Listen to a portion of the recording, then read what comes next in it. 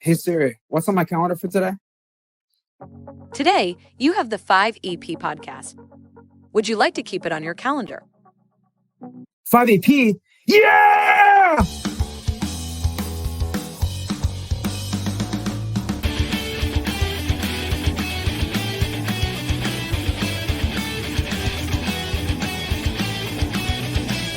Welcome to the 5EP podcast. Interviews and conversations to guide the genesis of personal development. Mental, physical, emotional, spiritual, and social. The 5 pillars of living a 5 exclamation point life. On now with your host, Alex Petrowski. Welcome to yet another episode of the 5EP podcast. Today, I'm joined by Jason Schechterle, professional speaker, keynote presenter, co-host of the Badge Boys podcast, former Air Force veteran, former Phoenix PD officer, and the person behind the story of Burning Shield. So without further ado, Jason Schechterle. Thanks, Alex. How you doing? I'm doing great, Jason. How you doing? Doing great. It's good to see you again. Good to see you as well. Well, I want to get right into this thing. And I'm going to start off with, for those who don't know your story, please fill them in on what occurred on that fateful day on March 26, 2001. Okay. Yeah, I'd only been a Phoenix police officer for about a year and a half. And I was at work downtown Phoenix late at night on my way to an emergency call. And at the intersection of 20th Street and Thomas, I had come to a brief stop for a red light. My patrol car was struck from behind by a taxi cab. The gentleman driving was having an epileptic seizure, just completely out of control, going an unbelievable amount of speed. He was doing 115 miles an hour when he ran into me, caused my car to burst into flames. Thankfully, I was knocked unconscious. I don't have any memories. I wasn't in the midst of that chaos and fear and sucking in all that heat and things that surely would have taken my life very quickly. And as my car was propelled through the intersection, just so many miracles and twists of fate. There was a fire truck sitting in the intersection witnessing this. So they were able to go to work for me right away, got me out in about 90 seconds off to the best burn center in the country, which is at County Hospital. It's now called Valleywise Health Foundation. Spent 2.5 months in a coma, spent 5 months in the hospital, years of therapy and surgery. And then 18 months later, I returned to work. I had another child, finally retired in 2006 on my own terms, and just began the uphill climb and the transition into the different life that I hadn't really planned for. One thing I want to key in on that is I remember you telling me how when your police department vehicle was on fire, you didn't actually feel really what was occurring. You're in that unconscious yet subconscious was acting state. And from my firsthand account of a dog attack that occurred when I was 13, I had a very similar experience in that when the dog was clamping on my face, I don't remember feeling anything until they ripped it off and I got up and I had no idea what happened. And I put my hand on my face and there was blood everywhere. Part of my nose is on the ground. And it's interesting when you're in those situations of, you would think, extreme agony and just a horrific circumstance, that you would feel this immense pain. But the fortunate happenings that occur on that day, they make you look back on it and think of it as something that's happened for a reason, and that I'm alive today because I have a duty to fulfill. And I believe you, with being a professional speaker and being a keynote presenter, helping out so many people that have gone through horrific experiences, that these people that go through those experiences are here for a reason and have survived for a reason. So I just wanted to key in on that one aspect that most people don't even realize, that I've never went through that. Wow. Yeah, that's it just goes to show we all have a story, right? And we've all been through something. I mean, the vast majority of us will share some commonalities. We are still working our way through coming out of the COVID pandemic, how it affected us. All of us will have setbacks, whether it be financially or, relationships not going good day in and day out. Maybe lose, if we're lucky, and the circle of life goes the way it's supposed to, we're going to lose loved ones. So we do share that, but each one of us out there, I'm convinced, is going to have one thing that is just unique to them. And it's how you overcome that. And I want to be able to show people that I was somebody who was so terrified of fire. So one thing that I prayed would not happen. I mean, I thought I could handle anything else, right? Not this. And then here it happens. And to your point about no matter what you believe in with how we were created by God, or if you're somebody who just believes in science and evolution, it doesn't really matter. The fact is, we're in this human body. And I think, you stub your toe, you accidentally touch the iron when you're ironing your shirt, and you feel it right away, right? You're like, oh, that really hurt. But really major things, I think, are so surreal in the moment. And then thankfully we're designed with a way, just like you said, to not feel. Time kind of slows down, things come into focus. You have this conscious, subconscious level, but you're not in the pain and the fear that our imagination would have us believe until those moments happen. And I'm very thankful that we are designed that way. How has your spirituality changed, if it's changed at all, pre-accident to post-accident? It actually hasn't changed at all, and I feel a lot of gratitude. You know me, I find gratitude in everything, but this is one of the stronger areas, because I think a lot of people, they get wrapped up in, they're going to be angry at God, or they're going to question, why me? Things like that. And my most beautiful blessing is I'm here on this earth and I get to live life of my own free will, my own free choices. And that free will, those choices that I made for so many years of my life, that's what actually led me into that fire and into that hospital. It was not, I'm not going to blame it on some random tragic moment in time where a guy ran into me. And I'm not going to choose to be a victim and blame him. So I always had a really strong foundation that this is my life, to do with it what I want. And then I was able to learn, yeah, maybe I was chosen for a reason. And I'll be honest with you, Alex, I don't like to think that way, simply because there's so many people who did not get a fire truck in the intersection. There's so many people that I believe deserved to go home to their families just like I did. I can't explain why I was the lucky one. All I can do is try to live my life the best way I can. And in some ways, having a question that is too big to answer, why am I here? What is my purpose on that scale? I think it's kind of beautiful when you're enveloped by it, but it would be way too exhausting, and I would probably get it wrong if I tried to answer it. So I feel very secure with my spirituality because of those reasons. So based off that, when someone asks you, where do you find meaning in life and what do you believe is your purpose, what gets you going each day? What's quote unquote lights that fire inside of you each day to say, hey, I'm going to get up and I'm going to help out whoever it is I'm speaking to today and whatever it is that is affecting them in their lives? I think for me, it's countless things, and I will lean on something different almost every day when I need to, just depending on how things are going. But when you think about what happened to me and when it happened, I was married and a father of 2 kids.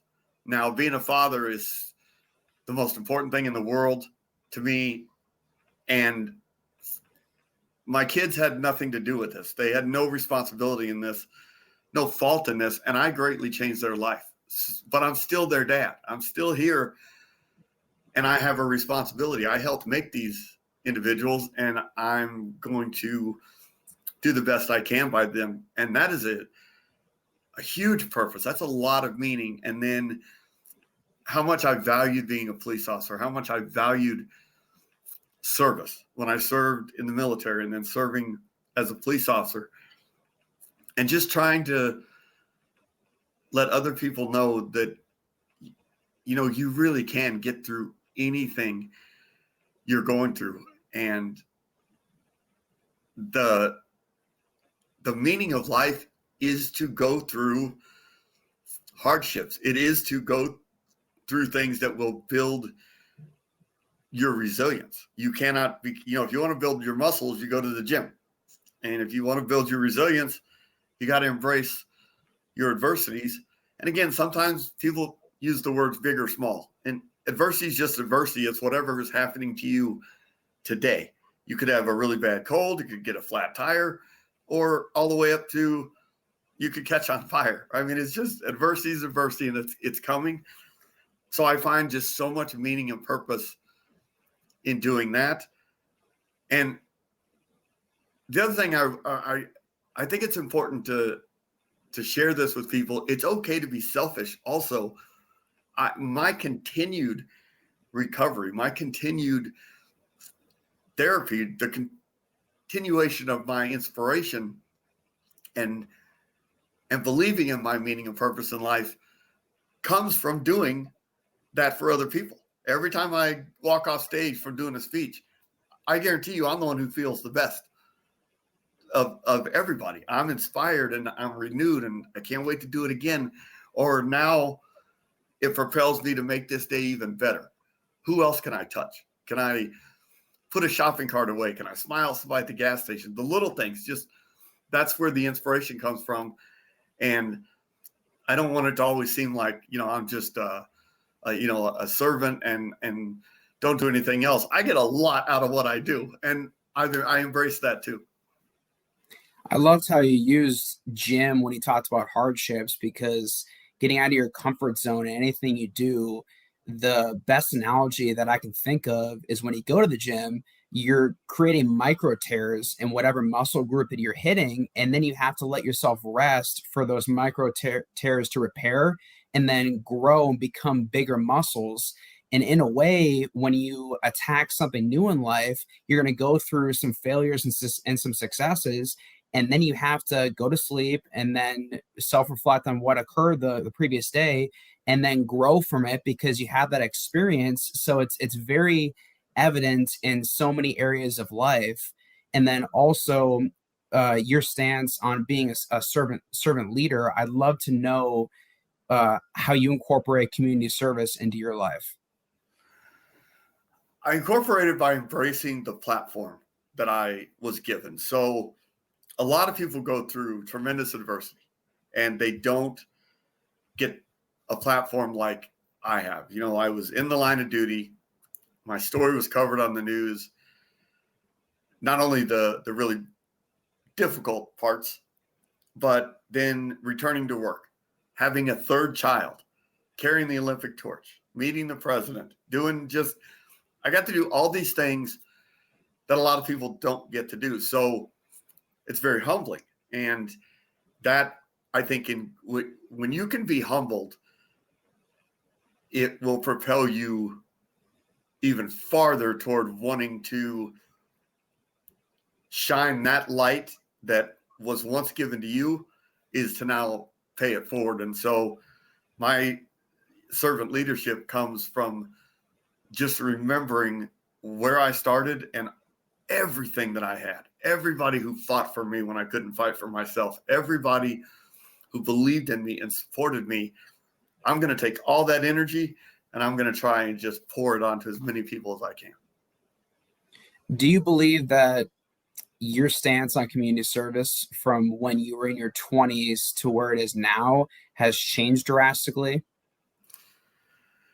Well, it's definitely changed drastically in the sense that instead of putting on a uniform and going to work for 10 hours, I now feel like I wear my uniform 24 hours a day. And the path is very different. I might not be, well, I could be saving a life. I guess once in a while, you never know who you're going to touch, but I'm not saving lives in the sense of the way a first responder does. I'm not taking people to jail, which I still believe at that time is what is best for them. It's what is needed. I loved my job as a law enforcement officer, but yeah, of course, with age definitely comes a little bit of wisdom. So my views are, I think, just a little more clear, but more important than that, I value it a lot more than I did in my 20s, just as much as I value the passage of time, or I value the love that I give and receive within my own family. It's one of the beautiful things about getting older is you just get a little bit more wiser and a little bit more settled in. And I still have anxieties and I can get sad or depressed or angry, but there's a certain level of peace that just simply comes with being 50 years old versus, when I was 25. I look back and I'm like, man, you didn't know anything. Well, I'm glad that I'm in that stage of I don't know anything, because that just means I'm curious all the time, and I have amazing guests like yourself on the podcast to pick their brains and offer all these insights to all my viewers to help improve their lives. And based off of anxiety and all that occurred right after your accidents, I know you have a great story of coming out of your shell and being more comfortable public speaking. I'd love for you to tell the audience all about that. Yeah, that was definitely a nice long process, again, because of what I was doing and being featured on the news. I would get asked to come to a church or come to a school, and I knew nothing about public speaking. I knew nothing about sharing my story. Hadn't really evolved at the time, but I wasn't a storyteller, and I didn't really enjoy it. You know what I mean? I didn't really want to stand in front of a group of people and be the center of attention and talk.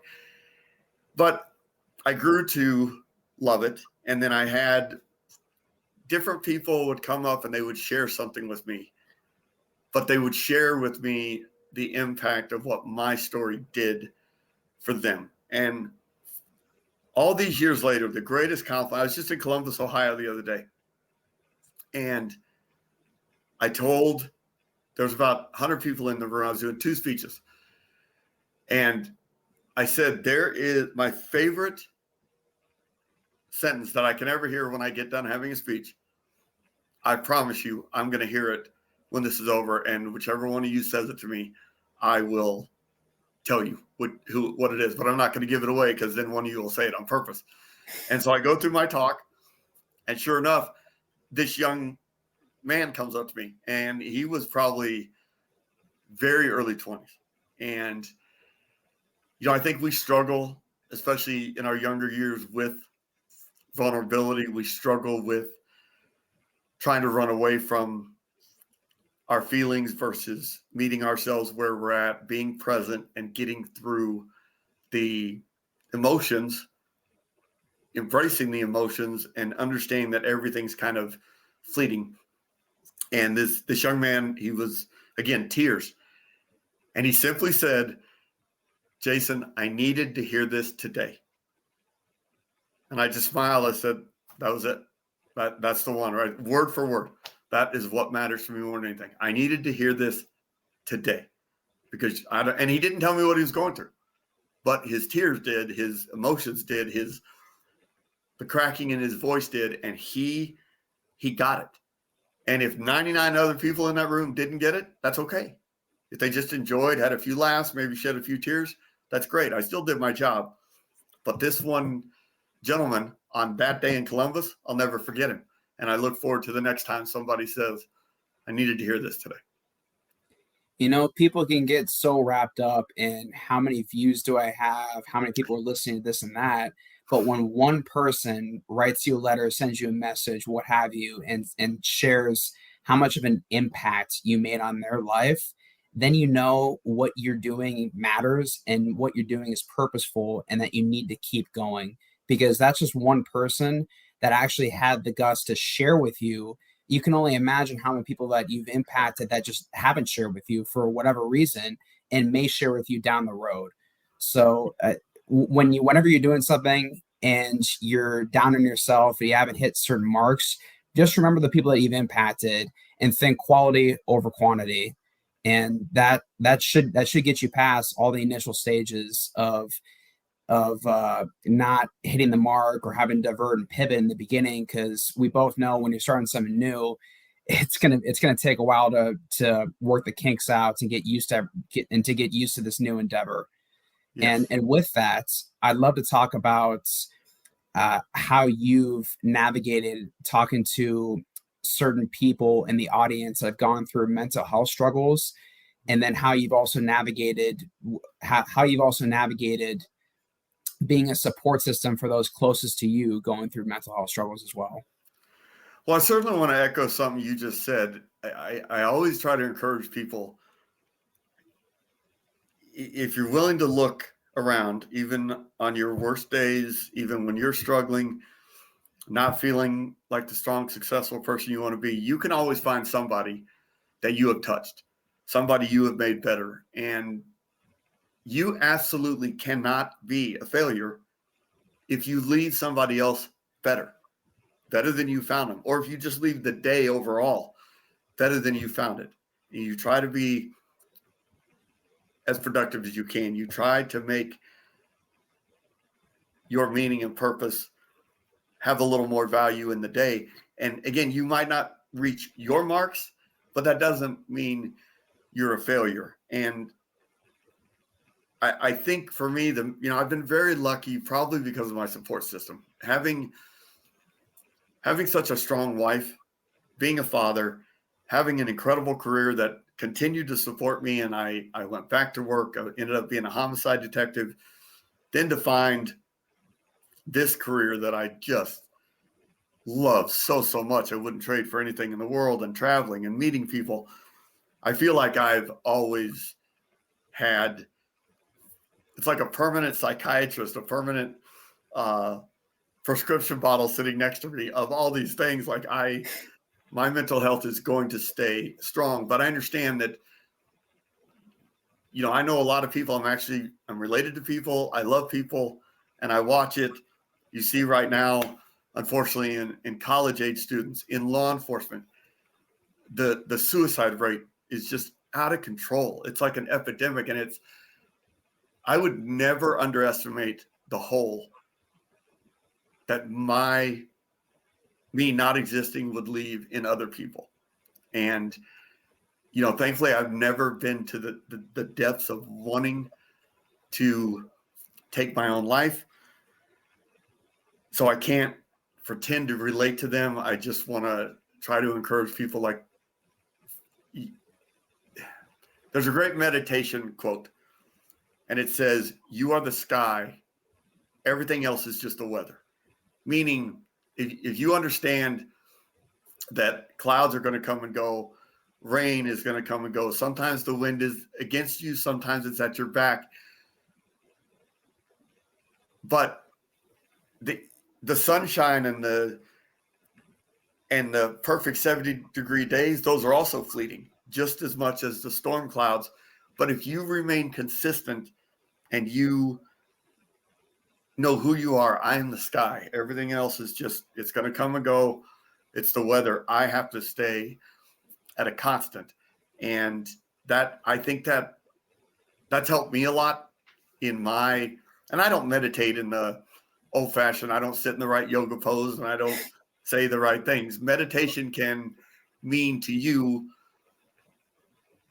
something different than it means to me, but it doesn't make it any more or less powerful. And I have little ways of doing things. And this is what I try to pass on to people. Say, listen, if you're full of anxiety, you got a busy day coming, or something didn't start out right that morning, and you just don't have time to fix it. You don't have time to eat the right breakfast and get that nourishment, or I wish I had 10 minutes to sit and meditate, but I don't.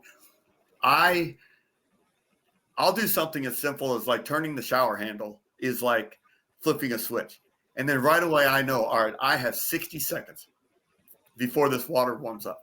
That is 60 seconds that I can choose to meditate right here, right now. I'm going to check my breathing, and I'm going to think about things that I am grateful for. I am going to think about how do I want this day to go, because no matter what I feel about this day right now, it's up to me at any given moment, I can change it. So I could have a minute. I could be told, all right, Jason, you're going on stage in 5 minutes. I'll pull out my phone and I will listen to a song that I need to hear for the feeling that I'm going to have. When I was in Columbus, I was speaking to the Ohio Funeral Directors Association. These people deal with death nonstop. That's a whole lot different than when I go and speak to a law enforcement group, or when I come to your class. And so I'll listen to a different song that fits the emotion that I need, not want, but I need to feel. And all of a sudden, the anxiety I can feel it. It just starts crumbling away, and a sense of calm comes over you, and everything just gets better. So when it comes to mental health, I think, I'm all for people who see therapists. I'm all for, if I get a headache, I take ibuprofen. So I have no problem if somebody needs to take some medication that a doctor has said, this is going to help your quality of life. But we also have the ability within us to take care of ourselves. We have to be willing to do that. And the giving up, that's too easy. Giving into this day, giving into an entire week, giving into, this is a bad year. That's just a really heavy negative thoughts. And it takes a lot of energy to do that. It also takes a lot of your energy away, versus if you just throw in a couple of positives, it really lightens your load mentally, emotionally. And the mental and emotional, you probably know this as well as anybody. Those injuries and scars, so much worse than any physical. I would 100% agree. And those injuries and scars, mentally and emotionally, they're usually bad from your childhood, and they create these repetitive patterns. And the patterns of behavior are what initiates your choices in life, and your choices create your history. So in a way, the root cause of where you are today are those ingrained patterns that you have going on in your head, because most of the day we're on autopilot and we're just making decisions based off of what we are used to. So the fact that you're talking about emotional and mental scars being more significant, I completely align on that statement. You've been listening to the 5EP podcast with Alex Petrowski, interviews and conversations to guide the genesis of personal development. If you enjoyed the show, share it with friends and family and on your social media. And feel free to send us your feedback. Until next time, thank you for listening, and live your 5 exclamation point life every day.